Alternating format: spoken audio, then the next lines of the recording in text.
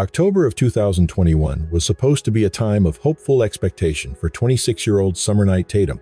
She was a licensed radiologic technologist from Prattville, Alabama, and 5 months pregnant with her first child, a son she and her husband, Hunter, had already decided to name Everett, who was due to arrive in February of 2022. Summer lived with cerebral palsy, but the condition had never managed to diminish her radiant personality or her profound enthusiasm for life. Her career was in healthcare, a field where she dedicated her days to aiding others as a radiologic technologist, operating complex imaging equipment that was vital for physicians in diagnosing and treating patients. Just weeks before her life was taken, a social media post captured her hopeful outlook on the pregnancy.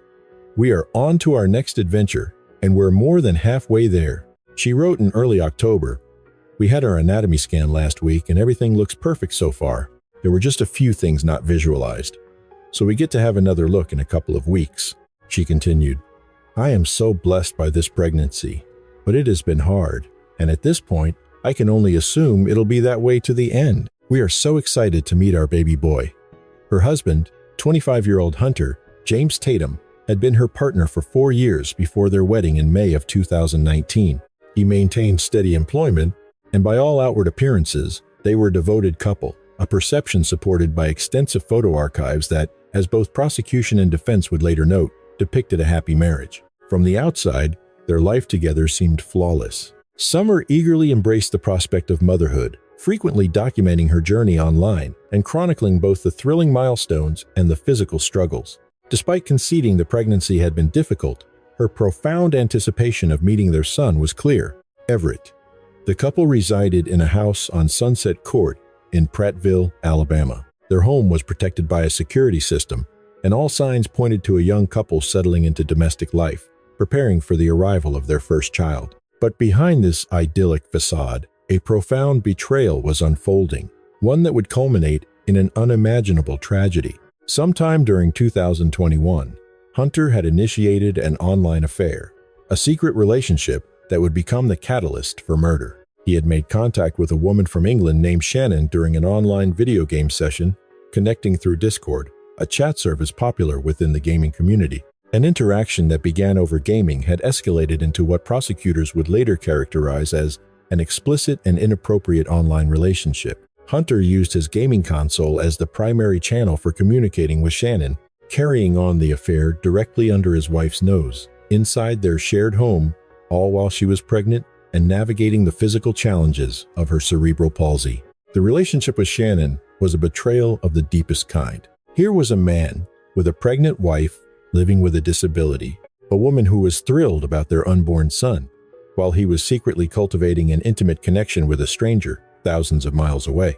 The deception was facilitated by the same gaming system that would soon become the centerpiece of their last and fatal confrontation. Days before the 18th of October, 2021, Summer stumbled upon a devastating truth. On Hunter's computer, she uncovered messages that laid bare his secret online affair with Shannon. Summer's reaction to this discovery was both immediate and symbolic. She took the gaming console, the very instrument of his betrayal, carried it to the kitchen sink, and submerged it in water, rendering it completely inoperable. It was an act of righteous fury from a woman who had been grievously deceived by the man she had entrusted with her life and her future. In the days that followed Summer's discovery, the house was filled with conflict. The console was destroyed, the secret affair was out in the open, and their marriage was collapsing. From Hunter's perspective, the destruction of his gaming system and the exposure of his secret relationship threatened the carefully constructed double life he was leading. For Summer, pregnant and grappling with the emotional devastation of his infidelity,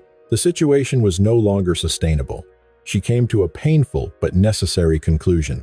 She had to leave Hunter. In her final days, she began to pack her things, preparing to dissolve the marriage and face life as a single mother. But for Hunter, Summer's decision to leave was an intolerable loss of control. Instead of confronting the consequences of his own actions and infidelity, he chose a path of violence, a decision that would obliterate not only his own future, but the lives of his innocent wife and their unborn child. Near midnight on October 18, 2021, a physical confrontation erupted between Hunter and Summer inside their Sunset Court home. This, however, was not a typical domestic dispute that had escalated out of control. What transpired next was, in the chilling words of prosecutor C.J. Robinson, an execution. What transpired within those walls would be preserved in chilling detail, recorded by a silent witness, the couple's own security system. The home was wired with a Vivante security system, its 3 cameras trained on the back door, capturing audio 24 hours a day and archiving it for 30 days. In a crucial turn, a neighbor's security camera also managed to record astonishingly clear audio of the entire event as it unfolded. The recordings from these systems preserved a chronicle of terror so profound it would leave even the most seasoned investigators deeply shaken. On the audio, Summer's voice is a desperate plea, bargaining for her life and for the future of her unborn son. She can be heard begging Hunter, "I'll stay. I'll do anything you want. Don't hurt me. Please don't hurt our baby." Her words hung in the air. "Please, don't kill me." Hunter's replies, also captured with perfect clarity, were utterly devoid of mercy. "No, get away from me," he told her. Then, in response to her pleas, a final, chilling statement. "Nope." The physical evidence would later reconstruct the scene, revealing that Summer was on her knees, with Hunter standing directly behind her. Approximately 3 seconds after Hunter's last word, 2 gunshots shattered the silence, one right after the other. Both rounds struck Summer in the back of the head, one near the base of her neck, the other near the crown. The weapon he used was her own .38 caliber revolver. The recording then captures a haunting silence, broken only by the sound of Hunter dialing 911 to report his own crime. But what Hunter failed to do in the moments after the shooting would become perhaps the most damning evidence of all. Security footage shows him dragging Summer's body across the floor after he had fired the shots. There was no move to help her, no gesture to save her life or the life of their child. When officers arrived at the residence on Sunset Court, they walked into a scene of absolute carnage. Summer was on the floor of the back bedroom, unresponsive. The sheer volume of blood was overwhelming. Hunter was still there when the police entered. His first words to the officers were, "It's all my fault," just before they placed him in handcuffs and took him into custody. Incredibly, Summer was still clinging to life, though her condition was catastrophic. Her breathing was a strained, laborious sound, and she moaned faintly, but she remained unconscious. Paramedics raced her to Baptist South Hospital in Montgomery, where doctors, in a last-ditch effort to save baby Everett, performed an emergency cesarean section.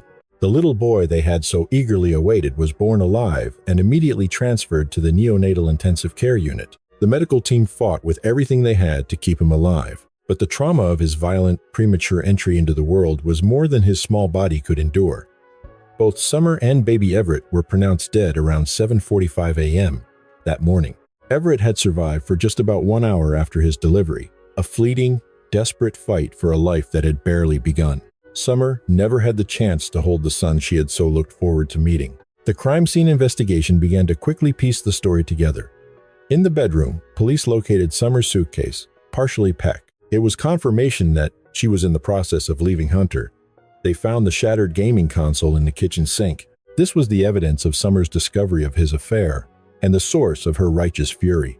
And what investigators found to be most incriminating was the complete absence of any attempt by Hunter to provide aid to his wife or their unborn son before he dialed 911. Police Chief Mark Thompson would later confirm that the Prattville police had no prior documented calls to that home for domestic violence or any related disputes. This fact made the sheer brutality of the crime all the more staggering to the community. There had been no apparent red flags, no documented history of escalating violence. The digital evidence would become the unshakable foundation of the case against him. The couple's own security system, along with their neighbors, had documented the entire attack with terrifying clarity. Between these two sources, investigators possessed an almost unprecedented record of a murder as it happened. Police also secured body camera footage from the first responding officers, which chronicled the gruesome scene they discovered upon entry. That footage captured the agonizing sounds of Summer moaning as she lay in a pool of her own blood. Yet, the most revealing recording came from the patrol car's camera, which captured Hunter when he was alone after his arrest. Believing he was unobserved, Hunter was recorded muttering to himself, "Why did you do this? You should have shot me." Hunter was initially charged with domestic violence and first-degree assault, with bond set at $150,000. But after the deaths of Summer and Everett, the charges were elevated to 2 counts of murder, and his bond was increased to a total of $400,000. The deaths sent a shockwave through Prattville, a town that took pride in its safety. A GoFundMe campaign would raise over $10,800 to cover the funeral costs. Summer's funeral was held on the 23rd of October, 2021, with baby Everett laid to rest alongside his mother. During bond hearings, the prosecution built a case that Hunter posed a significant flight risk, citing his clandestine affair with a woman in England as a potential escape route. On the 4th of March, 2022, the case escalated dramatically when a grand jury handed down an indictment for capital murder. A mere 3 days later, District Attorney C.J. Robinson confirmed the state's position, announcing his office would pursue the ultimate punishment, declaring, "If the death penalty is to remain a part of our justice system, it must be reserved for crimes of this magnitude." The stage was set, and the trial commenced on the 12th of June, 2023. The defense strategy hinged on a claim of self-preservation, arguing that Summer had menaced Hunter with her own weapon, but the irrefutable audio evidence systematically dismantled this narrative. On the 21st of June, 2023, in a stunning development just moments before closing arguments were scheduled, Hunter abruptly changed his position and entered a guilty plea to 2 counts of murder. His fate was sealed with 2 consecutive 99-year terms, totaling 198 years in prison, a sentence handed down with no possibility of an appeal. District Attorney Robinson issued a final, resolute vow to personally challenge any attempts at parole Hunter might make in the future. Behind the chilling headlines of the Tatum case lies a devastating reminder that the most dangerous shadows often dwell within the sanctuary of one's own home. This tragedy is more than a true crime archive. It is a profound lesson on the sanctity of trust and the fatal cost of digital escapism. Summer Tatum's life was an anthem of resilience, thriving with cerebral palsy and nurturing a new life, only to be silenced by a partner who traded reality for a virtual illusion. We must learn that betrayal is never a victimless game. When we choose secrecy over communication and digital fantasies over the living, breathing souls beside us, we invite a darkness that can dismantle a lifetime of love in a single heartbeat. Let this be a call to radical honesty. True strength is not found in a calculated double life, but in the courage to walk away with dignity or face the truth with empathy. We must look closer at those we love, listen to the silences between their words, and honor the vulnerability of those who depend on us. Summer and Everett's story implores us to cherish the tangible world, to protect the innocent, and to remember that every choice we make echoes far beyond our own screens. Love should be a sanctuary, never a cage.